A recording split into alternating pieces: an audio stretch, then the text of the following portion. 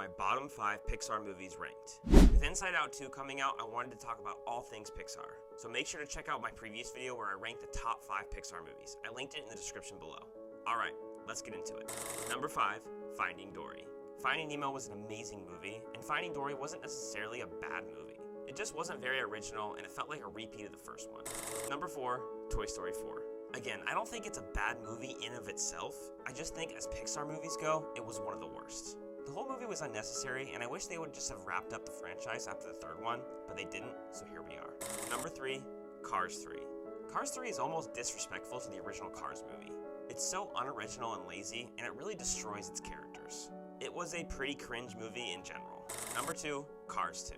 Cars 2 and Cars 3 have pretty similar problems. Cars 2 feels like it was made to sell merchandise and not to actually tell a compelling story. Also, the plot was so complex for a Pixar movie. I mean, Pixar films are known for their simple yet deep plots, and this one just isn't it. Number 1, Lightyear.